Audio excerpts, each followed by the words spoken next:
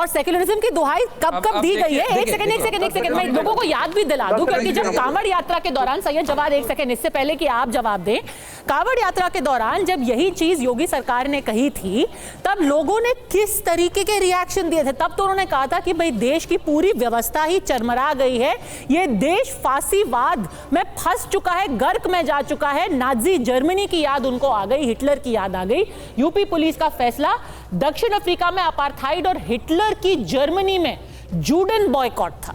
मतलब उनको south Africa और जर्मनी सब असदुद्दीन ओवैसी को याद आ गया। कांग्रेस ने कहा फैसले के पीछे मुसलमान के आर्थिक बहिष्कार की मंशा है। कांग्रेस के नेता कह रहे हैं कि जानबूझ के मुसलमानों का आर्थिक बहिष्कार करवा रहे हैं। ऐसे आदेश सामाजिक अपराध, शांति भंग करने वाला फैसला है। अखिलेश यादव ने बोला था 18 जुलाई को, और उसी दिन जावेद अख्तर ने कहा था मुजफ्फरनगर पुलिस का फैसला जर्मनी में नाजियों जैसा है। तो क्या अब आप जब शिमला में घूम रहे होते हैं तो साउथ अफ्रीका और आपको वहां पर जर्मनी दिखाई देता है, सैयद जवाद? देखिए क्या है, अब आपने बड़ा लंबा सवाल करा, बहुत देर के बाद मौका दिया। देखिए कांग्रेस के किसी नेता ने ये कहा कि इनका आर्थिक बहिष्कार करो।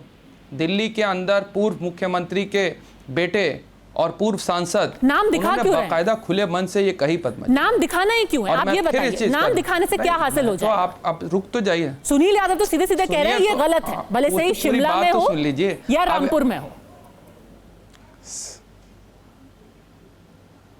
ठीक है, अब पूरी बात तो मुकम्मल हो जाने दीजिए, क्योंकि आर्थिक बहिष्कार की बात भाजपा के नेताओं ने, शिमला में अगर नाम दिखाया जाएगा आर्थिक बहिष्कार नहीं होगा। सदन के अंदर खड़े होकर के दूसरे अपने साथी को, सुनिए मैं आ रहा हूं, उस पर आ रहा हूं, पूरी बात कर लूं। मैं भागने वाले थोड़ी ना भाजपा की तरीके से भाग जाऊंगा।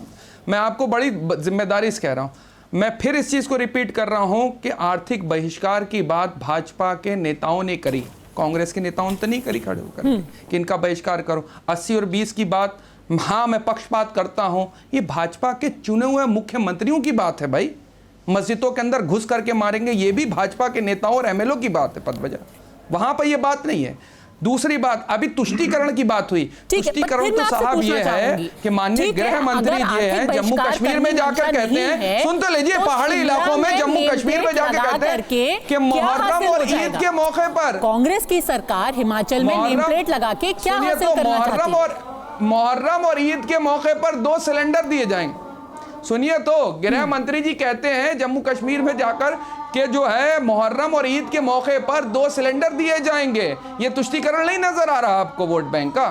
और कांग्रेस पार्टी हमेशा विचारधारा की पार्टी रही है, सेकुलर विचारधारा की पार्टी रही है। अगर विक्रमादित्य की आस्था है भगवान श्री राम में, तो इस पे कोई आपत्ति वाली बात नहीं होगी। और अकेले नेता नहीं थे, माफ करिएगा, अजय राय भी गए थे। फिर मैं आपसे सवाल पूछूंगी कि शिमला में नेम प्लेट लगाकर क्या हासिल हो जाएगा? क्या पहचान पता चल जाएगी, गुणवत्ता बढ़ जाएगी, क्या हासिल होगा? देखिए 3 चीजें, साफ सफाई होना चाहिए, और जो शर्ममणि त्रिपाठी कह रहे हैं कि जो पेशाब मिला करके और जूस के अंदर डाल करके दे, उन पे सख्त सा कानूनी कार्रवाई होना चाहिए। यूपी में तो आपने बोला था कार्रवाई होना चाहिए, उस पर कोई आपत्ति नहीं, चाहे कोई मजहब का हो, कोई धर्म का हो, के चाहे दे। सर मैं तो आप ही का पैमाना यूपी के अंदर स्पेसिफिकली कांवड़ यात्रा को, सुन लीजिए, सुनिए, कांवड़ यात्रा को लेकर के स्पेशली ऑर्डर जारी करे गए थे। और वहां के एक जिसको कहते हैं सरकारी अधिकारी ने इस चीज को जाकर के बोला था, फिर जो है वो फैसला लेकर के चली आई, पहले नहीं हुई थी बात। ठीक है, उस फैसले के अगेंस्ट में स्पेशली कांवड़ यात्रा को लेकर के आपने फैसला दे दिया है। लोगों को डर लगता है क्योंकि आपके नेता जाकर के कहते हैं कि मुसलमानों का बहिष्कार करो, आपके नेता जाकर के कहते हैं कि तुम थूक जिहाद कर रहे हो, इसीलिए लोगों को डर लगता है। कांग्रेस राज्य में ऐसा नहीं है। देखिए मुझे लगता है कि कहावत कही जाती है, मैं कहना तो नहीं चाहता था कि दाढ़ी में तिनका, जिनकी दाढ़ी में तिनके होते हैं उनको डर लगता है। हमारे सुनील भाई बहुत सारी बातें बता रहे थे, फांसी चढ़ा दो उनको सीधे उनको सूली पे लटका दो।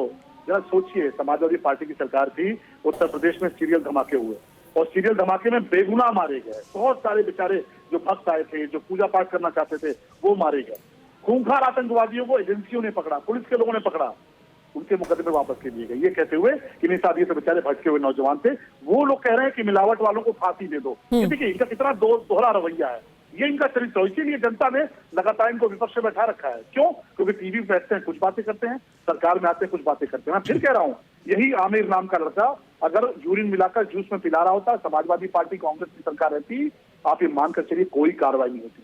उल्टे जो लोग शिकायत करते उनको जेल में ठोस दिया जाता। इसके प्रमाण है, जो लोग राम मंदिर के आंदोलन में थे उन पर गोलियां आपने चली, तो लिंचिंग करने वालों उनमें को तमाम सारे अपराधियों ने गोलियां चलाई। आपके मंत्री ये किस प्रकार का लिंचिंग करी, उनको मालाएं पहनाई। उठा के आपने आज तक खंडन करा। देखिए पद्मजा, नीतीश राणे अलग बयान दे रहा है। नहीं ऐसे नहीं, वो भी तो भाजपा के नेता हैं। ऐसे बात नहीं हो पाएगी। नहीं, भाजपा के नेता क्या बयान दे रहे थे नीतीश राणे मुंबई से, कैसे नहीं हो पाएगी? वो कह रहे हैं आप लिंचिंग करने वालों को माला पहनाते हैं। महाराष्ट्र की भाजपा अलग है क्या उत्तर प्रदेश की भाजपा अलग है? आप मुझे अगर बोलने देंगे तो नहीं, नीतीश राणे बयान दे रहे हैं तो महाराष्ट्र की भाजपा और यूपी की भाजपा अलग है, जम्मू कश्मीर की भाजपा और जो उत्तर प्रदेश की भाजपा है वो अलग है। क्या दोनों में आजकल नमस्कार नहीं हो रहा है? इस चीज की आपत्ति है? केंद्र सरकार के अंदर बैठे हुए मंत्रियों को उत्तर प्रदेश के मुख्यमंत्री नमस्कार नहीं कर रहे हैं, तो क्या करेंगे उसके लिए? ठीक है, उनको बात पूरी करने दीजिए। शलभ मनी त्रिपाठी, देखिए इलाज करेंगे, जो इस प्रकार की घटना करेगा उसका इलाज हुआ। बोलिए। और उत्तर प्रदेश में सबको नजर आया है, जो दंगे फसाद करते थे समाजवादी पार्टी की सरकार में, उनको बड़े बड़े ओहदे दिए जाते थे। हमने पोस्टर लगा के चिपका दिया, आप बौखलाते रहिए, इलाज करेंगे। यहाँ पर बुलडोजर भी चला, भाग के सुप्रीम कोर्ट तक गए हैं, आदेश लेके आए हैं, फिर इलाज करेंगे। जो गड़बड़ करेगा उत्तर प्रदेश में उसके खिलाफ कार्रवाई होगी, चाहे उसको लेकर आप लास्ट नैरेटिव बातें रहिए। उत्तर प्रदेश की जनता अब थूका हुआ नहीं खाएगी, ऐसे लोगों को एक्सपोज करेंगे, इनकी पोल पट्टी खोलेंगे। उत्तर प्रदेश की जनता, फिलहाल उत्तर प्रदेश की जनता ने तो इलाज आपका कर दिया, 33 पे ले आई, और ये 33 पे ले आई। उत्तर प्रदेश की जनता ने कैसा इलाज करा आपका? जनादेश दिया है। सुनील यादव, उत्तर प्रदेश की जनता ने इलाज करा तो 240 पे ले आई, देश की जनता भी ले आई 240 पे, आपको इलाज कर दिया।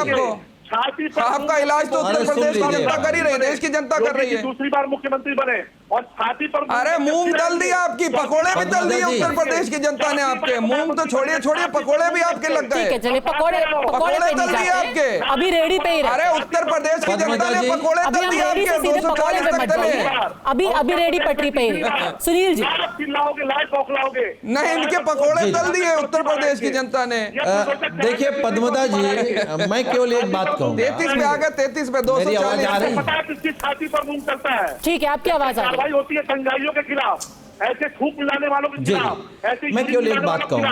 अभी मैं भारतीय जनता पार्टी के प्रवक्ता अजय मिश्र टेनी पे कब होगी? अच्छा देखिए, अब अजय कहाँ मिश्र जाना? टेनी पे कर बोल एक सेकंड सैयद साहब, 2029 में, उत्तर प्रदेश में 2027 में तीसरी बार छाती पर मूंग दल के, चिंता मत करिएगा। 2027 तक भी इंतजार नहीं करना पड़ेगा, अभी उपचुनाव हो जाएंगे, जनता का मूड क्या है शायद उसी में पता चल जाएगा।